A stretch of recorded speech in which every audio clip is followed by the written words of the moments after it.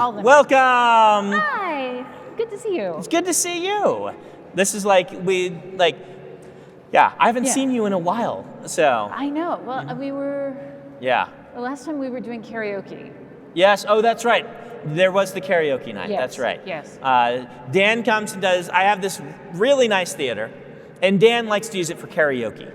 Yeah. Which it's fun. So we're going to do 5 favorites, Yes. and you are actually forcing me out of my comfort zone. Yes, I saw did. your topic, and I'm like, oh, she's doing this intentionally. This is good. So we are going to do 5 favorite short stories. And this is, I am woefully underread in short stories, and so what you're going to see is a lot of classics on my list. I'm going to expect that you've got just all sorts of awesome, newer writer short stories. Well, I did a mix because we were talking about favorites. Yeah. So I did a mix of some things that are extremely old and some things that are within the last couple of years. So I do enjoy short stories. My reading time, I don't know what happens with you, my reading time is filled so much with arcs from my friends and from my students. Yeah. And for, things that, so chances to read anything other than an arc, one of my employees got published and her book is coming out in a year. That's and amazing. they're like, would you be willing to read? I'm like, of course I'll read your book, right? Yeah. So, and then next I've been asked to do an introduction to Foundation, right? That's extremely fun and shiny. Right? But of course Right? I've got to reread Foundation. You Right. don't go into an introduction for No. the greatest science fiction series of all time without having, reread it recently. I mean, it does seem it behooves you. Yes. Yes. Yes. Are you watching so- the series? So, people that I know that like Foundation, the books, told me they didn't like season 1, but the same people have told me they like season 2. I liked the books and I like season 1 and 2. But, Okay. they are not the books. Right. So, but for me, they are, they're doing a good job of translating it for a modern audience. Okay. Translating the concepts. Yeah. Well, shall we get into it? The Yeah. way I usually run this is I do my number 5 Okay. and your 5. That lets us end on your number 1. Right? Fantastic. So my number 5 is this. You're going to have to tell me if this is cheating. I did Weyr Search. So Weyr Search is the opening to the first Dragon Riders of Fern novel that won the Hugo Award. And I have gone and read it separately from the novel, but I got into the novels first and then went and said, what changes did she make when she novelized this? And so, I would absolutely include it. Because, I didn't know, because if you don't know, Anne McCaffrey wanted to write this book series and she just kind of wrote the opening and then just published it as a short fiction piece, which is just basically the opening to the novel series that became a mega best-selling novel series. So It's fantastic. That was very narrowly not on my list. I mean, because it's so good. Yeah. It does all of the world building. She does so much heavy lifting in such a compressed space. Yeah. It's. I mean, I feel like it's also kind of underread nowadays, which is odd to say because Anne McCaffrey used to be the top fantasy author. Yeah. But I feel like Anne McCaffrey's underread. I have looked back at Anne McCaffrey, and there are some books I read when I was a teenager that have been visited by the Suck Fairy. Yes. Anne McCaffrey's writing holds up. There is still some 70s sensibilities to Dragon Riders that need to be read in the context with which they were written. Yes, I have at least one story on my list that is in that same category, and also an Anne McCaffrey. Yes, Anne McCaffrey. Just remember, Anne McCaffrey was a very progressive writer in the 60s. Yes, just not in a progressive era. Yes, and so there is that caveat to it. But Weyr Search, if you guys don't know, Dragonflight was the second fantasy novel I ever read. I read it because I read Dragonsbane by Barbara Hamley. And I need something like this. And I went to the next book in the card catalog by alphabetical and Dragonflight was after Dragonsbane. That's amazing. And that's how I found Anne McCaffrey. I don't remember how I found Anne McCaffrey, but yeah, I read everything that she wrote. Her prose is so wonderful. So good. Yeah. She's so good. And just for people who are hearing us and don't know, it's spelled W-E-Y-R. Yep. Not W-H, because Weyr Search is a very different thing. And you can also just read Dragonflight because it's like the first 10% or 15% of Dragonflight, just revised, is in there. So. Yeah, it's a fix-up novel. Yep. All right, so my number 5 is Crystallization by David Gerald. Okay. And the reason that this is on my list is that it does that ballsy thing where it breaks so many rules. There is not a main character. It's the story of a breakdown on the Los Angeles highways that completely gridlocks and spreads like crystal and totally shuts down this major portion of Los Angeles, and it just never unlocks. And it's fascinating to me because it's this real, like, drone level view of this event that's happening. No characters, and like no named characters at all. Which is, every time someone's talking about, well, the story needs a character who is doing, in a quest, and it's like, and this is like, apparently no, it doesn't need that. And it's super compelling reading, but it's like, there are images from that story. Like, I remember images of people setting up campfires by the road and these communal sing-alongs that are happening, but there's no named characters at all. You never zoom in. You know what? One of mine has no named characters either. Ooh, so that's a preview of that. One thing I love about short stories is that breaking the rules in a short story is just so much more vibrant, because in a novel, it'll get on your nerves. Yep. And obviously, it can be done. Like N.K. Jemisin has made a career of doing it in novel form and breaking the rules. But a lot of the things that you try in a short story work so well because it's self-contained and short. And so, definitely. I haven't. The only David Gerald I've read is one of his novels. Actually, one of the series, the Ch'tor. That's him, right? Oh yeah. The one that never got finished. That's the only David Gerald I've ever read. This is worth reading. Yeah. And it's available as a single. I did double check that. So. Is it science fiction in any way? I guess it is, because they just never unlock, and so they go. Yeah. It is. There's something else science fictional about it. I can't remember what it is, but it just never unlocks. Because you said that, and I was like, a person stuck in traffic, and it occurred to me that when I read this topic, I read it right when I was reading, Christopher's, which is favorite sci-fi fantasy. That I just picked sci-fi fantasy. I didn't even consider that I could have put a non-sci-fi fantasy short story on here. Yeah. So, I have a non-science. I'm going to give an honorable mention then, because my favorite non-science fiction short story, I would have to look up the name of it now, but it's Flannery O'Connor. It's the one famous one that she did where the family gets murdered in the woods one at a time. Oh. And so, does someone know the name of that?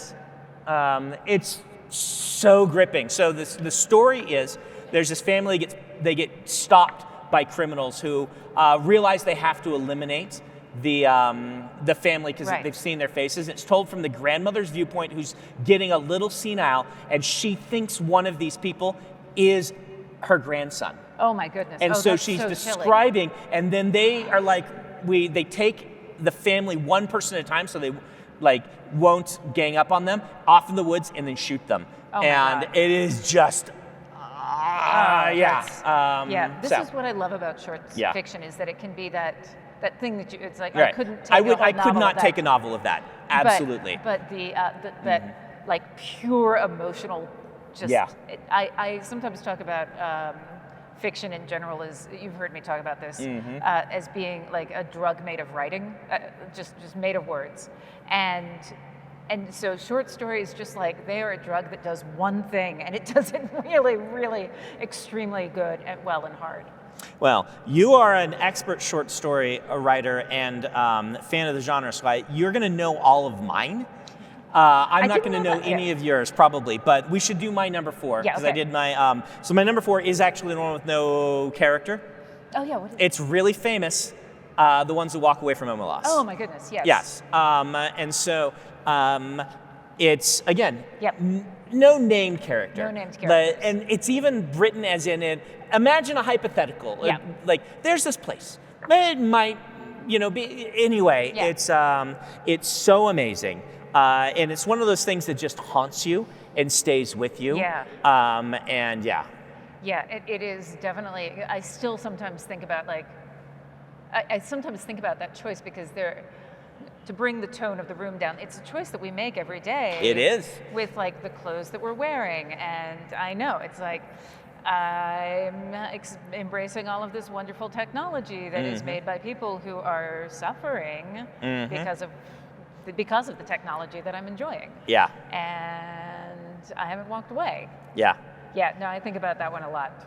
And thanks for making me uncomfortable with that. No. Yeah, that's what short stories are for, It right? is, it That's one of the main things. Like, I like novels that are crowd pleasers and short stories that are the opposite. Yes. Is kind of a theme for some of these that I have. Well, I'm going to give you one that will make you super uncomfortable. Okay.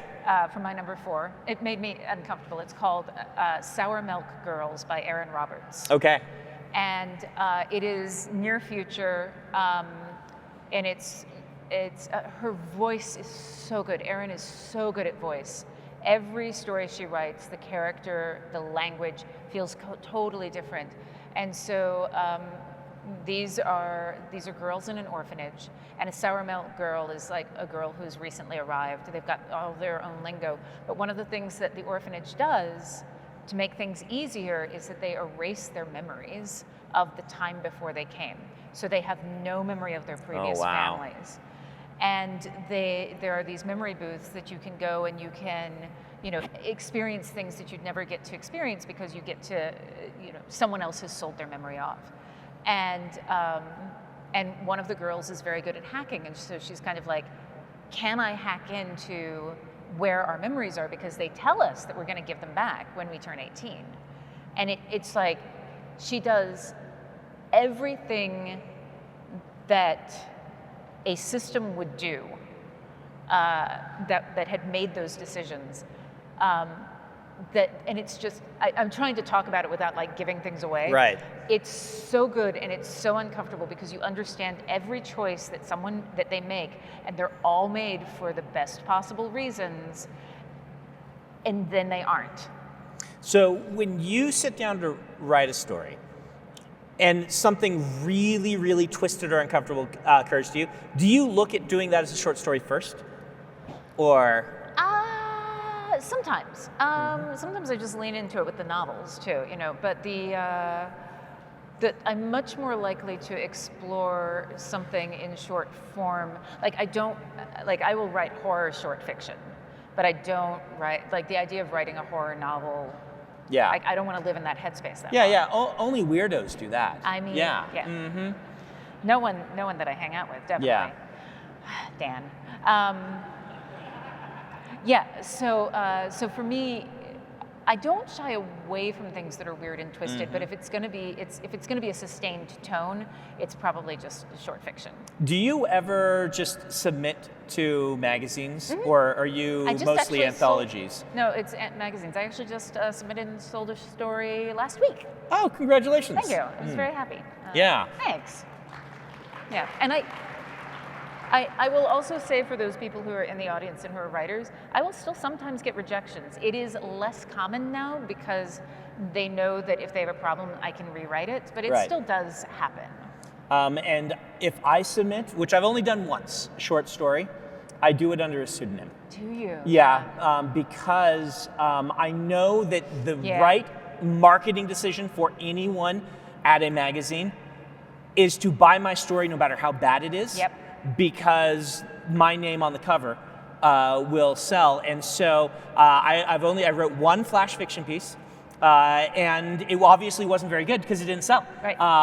But we didn't put my name on it. I actually had my assistant send it out under a pseudonym with a different address and things like that. Yeah. And that's what I don't know that I'll ever get to more of them, but that's what I'll do. if I write shorts, if I ever submit, because I want to know if the short story is good or not, right? Well, but you can also like pick the market with someone who's not going to bullshit you, because they will, like, I am at a point where most of the time I sell it. Yeah. It is, the rejections still happen, but they're rarer. But I will get extensive edit notes if the story is not like there. Right. Well, and if I were gonna write a full-on novella, which I know I'm good at, and submit it, I would do it under my name, right? And go through that process. It's when I'm writing something like flash fiction that I'm like, I don't know if I'm there yet. Let's see if this can sell under its own merits, if that makes sense. I'm so proud of you for writing flash fiction. Yeah. One flash fiction piece. Whenever we do a non-Cosmere collection of my books, my stories, we'll stick it in there for you guys because it'll only take a page. Yeah. So you'll be able to read my flash fiction piece that did not sell. We should go to Rejected let's see. Sanderson. We're going to go to my next one. Okay, yes. And I should mention the author of Ones Who Walk Away from Omelas. Oh, yes. Ursula K. Le Guin. Yes. So my next one is also, like, again, mine are just like super famous. Mine is Story of Our Life. Of Your Life, Story of Your Life, by Ted Chiang. Why didn't I put any Ted Chiang on my list? Oh my God. Yeah, well, that's like when we were talking, Dan and I did our like top favorite authors on the podcast, or the best fantasy authors, and I just forgot that Robin Hobb existed. Yeah. Right? Mm-hmm. You do this, you sit down, you take 5 minutes, you're like, this, and then Dan's like, I thought you were going to put Robin Hobb as your number one, and I'm like, oh.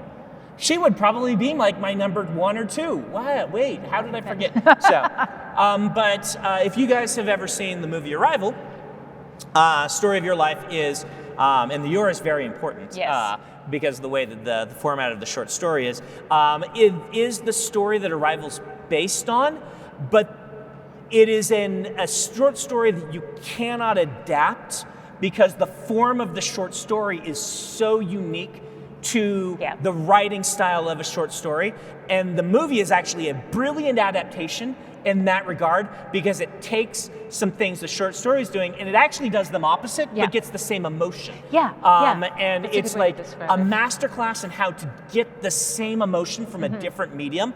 They're both fantastic. I highly recommend them both. But the short story is one of those things that, I know it's not his most famous story, but it's still, it's the one that blew my mind the most. Yeah, I love Ted's work. It's interesting, I think one of the reasons that it didn't land on the list, aside from just the Robin Hobb effect, is that I often am picking up a short story because I do want an emotional gut punch. And not always, but frequently I find Ted's work makes me think. Right, it's on that. On a like. I wouldn't say any of them gut punch in the same way that this. Have you read his Exhalation? Yes. Yeah. So that's so interesting. I think that might be his most famous. I was looking up like which ones were his most famous at one point. But yeah. Yeah, it's such an interesting thing. Like I had him on my Patreon to do. We were doing a book club thing, and we bring in the authors, and so Ted came in to talk about Exhalation. And hearing him talk about the way he crafted it was fascinating because he started from wanting to have a conversation about entropy and then finding a story that would allow him to do that. Yeah. Which is just he's like, there's a scientific concept I'm interested in. I'm going to write a story about it. Like, that's what science fiction is for. I would say he's, top 5 short story writers of our time. Absolutely. Just amazing. You can't go wrong with any one of his stories. Yep. So. Am I on 3 now? You're number 3. You Perfect Broken Thing by C.L. Clarke. Okay. So this is available in Uncanny Magazine, and Sour Milk Girls you can also find. So it is, it's a story I've read more than once. It makes me cry every time, which is one of my, now we're getting into the ones where I'm like, I read this because of that emotion. Yeah. And it is a story, the basic premise is that in order to get access to certain life-saving things, You either have to have really good health insurance or you have to run this race. And running the race exacerbates the disease. Right. Yeah. So, and it's the story of found family and people working together and working within a system and also against a system, and it's so good. And it's so, like, everyone in it is broken, but it is, like, the title is You Perfect Broken Thing. It's just, sorry about that on the mic. It's just lovely and also painful to read. Because it is like, it's one of those those imagined futures. Yeah. It's a dystopia, but it is like, oh, it would be so easy to land in that dystopia. Like, yeah, this is the theme. I guess other than Weyr Search on mine, these are all like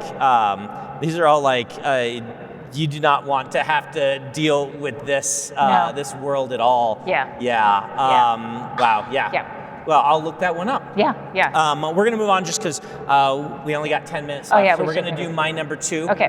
which is Ray Bradbury. Yeah. Fire and Ice is my favorite Ray yeah. Bradbury. And, count on Brandon to pick one of the longer stories he wrote. But this is such a Brandon story. If you guys haven't read Fire and Ice, it's the story of a world where people live 7 days. And they, grow up basically in one day. And it's about how they try to pass on culture and society and have advances in science as they're trying to get off of this planet, because the radiation just makes human beings grow so fast. Yeah. And you kind of, there's a rocket ship out there that they know they landed on, but they can't get to it because during the night, the planet is frozen and cold, and during day it is too hot to survive. And so there's like an hour at dusk and dawn where everything grows in just a short amount of time and then dies. Yeah, it's so good. And it's, you find out about the scientists who are trying, you find about the caves where people live 8 days that everyone fights over and wastes all their time killing each other over the caves where you get an extra day rather than trying to get to the rocket ship to escape. Yeah. It's classic Ray Bradbury in the best way. And it's not even too misogynistic comparatively. Again, Ray Bradbury, it's the 50s. He's wonderful. He's delightful. But there are certain Ray Bradbury things that you pick up Martian Chronicles and you're like, oh. Okay then. Okay. Yeah, love that. Ooh, love that language, but okay. Yep. Just going to pretend that he's doing that on purpose as a commentary of the time. Yes. No. The Bradbury story that I would have picked if he's also one of my favorite writers. Are you going to pick There Comes Softly Rain? There Comes Soft Rains. That's my second. Yeah. So. But I already had one on that doesn't have a main character, and I was or even any people. And in any people, case. there's no people. Yeah. There's one dog that dies. It was hard to pick between those two for me, but Fire and Ice is such a Brandon story. Yeah, it really is. That world building, it's just Yeah, and also the generations in that. Yeah. Oh my God, it's so when good. I read that story, like something went off in my brain that said, "This is what you're gonna do, Brandon. This is the sort of stuff. This is the sort of world building. This is it." A light turned on, and then 30 years later, we have The Sunlit Man, which is even kind of borrowing a few of those things from Fire and Ice. Okay. So my number 2 is The Skylight Room by O. Henry. Okay. Which is not science fiction at all. It was the short story that made me go, oh, this is what short stories are for. It's the story of a young woman who comes to New York. It's written in 1904 or 8, somewhere in there. She comes to New York to get a job, to make it, and keeps going out in job search after job search, and she can't find anything, and she's staying in this room. And the only thing that's good about this room is that it has a skylight and she has a view of the night stars. And she doesn't know astronomy, but she's given them all names. And then it has a classic O. Henry twist at the end that even though I know it, I've read this story so many times, still gets me. It's really, really lovely. And also again, he draws such vivid pictures of people. I mean, O. Henry is one of the great short story writers, just period, right? Up there, Flannery O'Connor, some of these people who are writing during that era. Just Yeah. To tell you how long ago I read that when I was when I was in college. I was doing forensic speech debate and interpretive reading, and that was one of the pieces that I competed with. Well, I'm glad I finally know one of your stories. Hurrah! You've read Skylight Room? Yeah. Oh yeah, it's that twist at the end. I'm like, he's so ridiculous. All right, your first. All right, number one. We're going to go to my number one. Anyone who has heard me talk about short stories is not going to be surprised. I gush over this story all the time. It is Harrison Bergeron. It is the first science fiction story I can remember reading because I know I'd read a bunch before, but this is the first one that I'm like, this is Kurt Vonnegut. I could actually list like 5 Kurt Vonnegut stories. I didn't. I also love the one, I can't remember what it's called, where it's the grandpa living in the building, the apartment where nobody can die anymore because everyone's got, and so overcrowding, the whole planet's overcrowded because nobody dies. And then they all get in a fight and then all get taken to the prison and he gets the room to himself. But Harrison Bergeron is just, like you said, a dystopia. We could never get there. But it's warning of the right things that I needed to be warned about. And it's warning about uncomfortable things because the road to Harrison Bergeron is a good road that you just have to stop on at some point because everything that would lead to to what happens there is really good intentions. Things that I sincerely believe we should be doing, but then there's a line where anything taken too far, and this is going and taking it the extra steps. And if you haven't read the story, it's the main premise is, in the future, in order to enforce equality, anyone who is extraordinary has to wear some sort of device to bring their capacities down to the median or to the below median. And so if you are of above average intelligence, they install something in your ear that will ring every few seconds to interrupt your thoughts and keep you from being able to maintain a coherent thought. And that is just, that is so frightening to me. It was the ballet dancer that with the chains and then still so beautiful. And so just, I think of that. I don't tell them, but when my kids start screaming and I'm writing, I'm like, you are the buzzer in my ear. I'm like, wait, no. It's fine.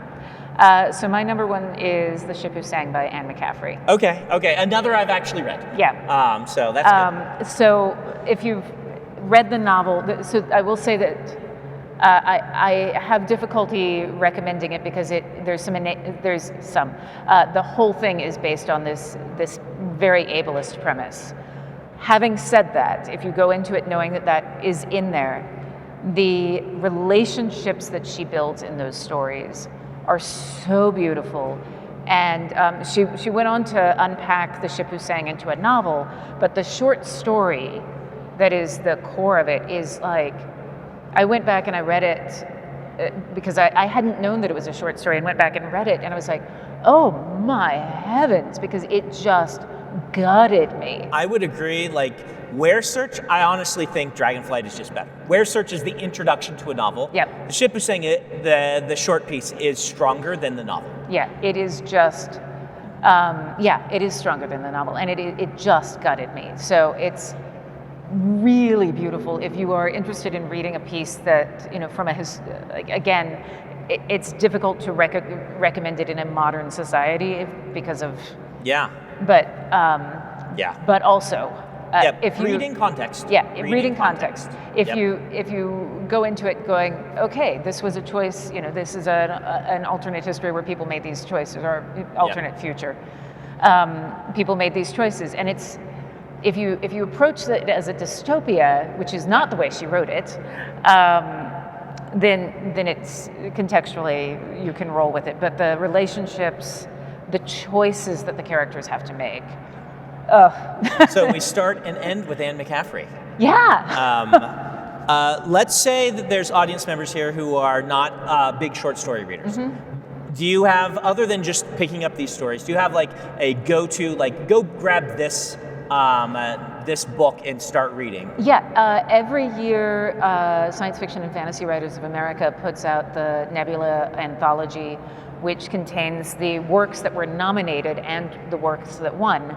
And it's a great way to get a sense of who is writing and what things look like on the landscape. Like writers that I didn't include, like John Wiswell. Yeah. They're doing just amazing, amazing work. 5 is not a lot of slots. It is not. I mean, I would recommend, even though she wasn't on my list, I would recommend like the Emerald Circus or the Scarlet Circus by Jane Yolen. Yeah. It's not the Scarlet Circuit, Yeah. the Scarlet one. Yeah. I wrote the foreword for that one. Like Jane Yolen is great because each of her stories are so distinctive Yep. and so interesting. She's an amazing writer, and you can just get a whole bunch packed into one. Pick up a collection like that. The Year's Best, also, I occasionally get those. Just kind of like the year's best science fiction and fantasy. Yeah. I found that if you find an editor whose taste you like, that you track. So I used to, I would get anything edited by Ellen Datlow and Terry Windling for short fiction. Jonathan Strahan tends to have. I tend to like the things that he edits. Uncanny Magazine, I tend to like the things in Uncanny. Yeah, you got to find an editorial vision that you really like. Yeah. I will say that Gardner Dozois was one of the few who actually bought a short story from me. Oh, yeah. I only have written a couple, and he published one of mine. So, anyway, thank you, Thank you. Robinette. This is fun. Do I go away? We'll go to it. Okay. And thank you, audience. I think I am out of here for now. I think I am going and getting ready. I can't remember. My people will tell me where I'm going next. But thank you very much, and we'll see you the rest of the convention. Go check out Mary Robinette's booth. This was fun.